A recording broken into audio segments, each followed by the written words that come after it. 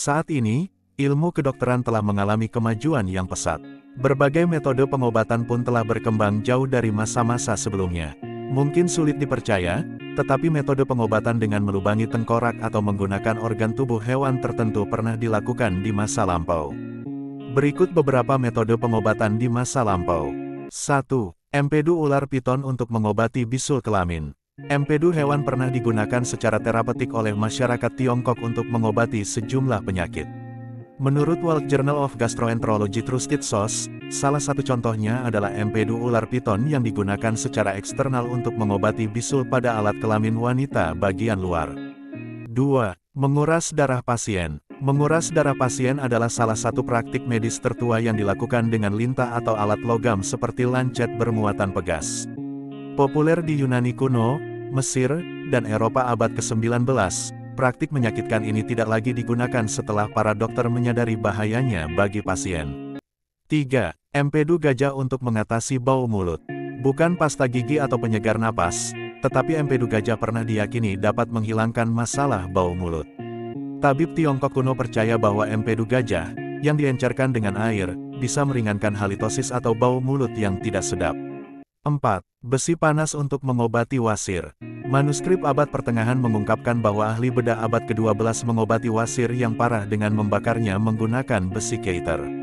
5. Melubangi tengkorak pasien. Sejak 7.000 tahun yang lalu, metode trepanasi telah dilakukan, yakni praktik mengebor lubang di tengkorak sebagai cara untuk menyembuhkan penyakit.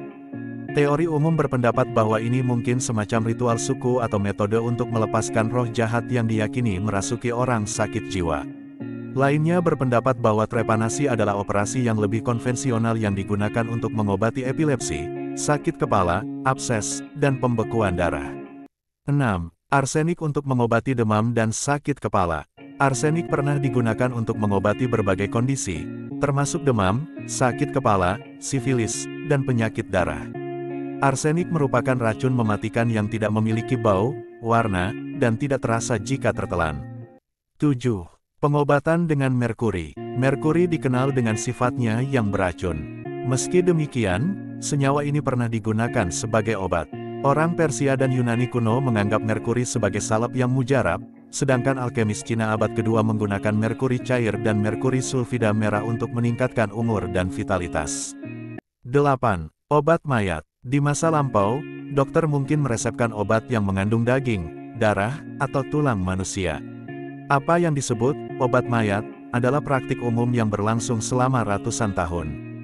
Bangsa Romawi percaya bahwa darah gladiator yang jatuh dapat menyembuhkan epilepsi dan apoteker abad ke-12 menyimpan stok bubuk mumi, yakni ekstrak dari mumi yang digiling yang dijarah dari Mesir.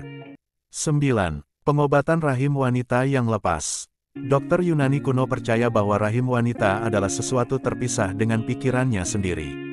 Menurut tulisan Plato dan Hippocrates, ketika seorang wanita melajang untuk waktu yang lama, rahimnya, yang digambarkan sebagai binatang hidup yang ingin melahirkan anak, dapat terlepas dari tubuhnya hingga menyebabkan para wanita mati lemas, kejang, dan histeria. Untuk mencegah rahim mereka terlepas, para wanita di zaman kuno diminta untuk menikah muda dan melahirkan anak sebanyak mungkin.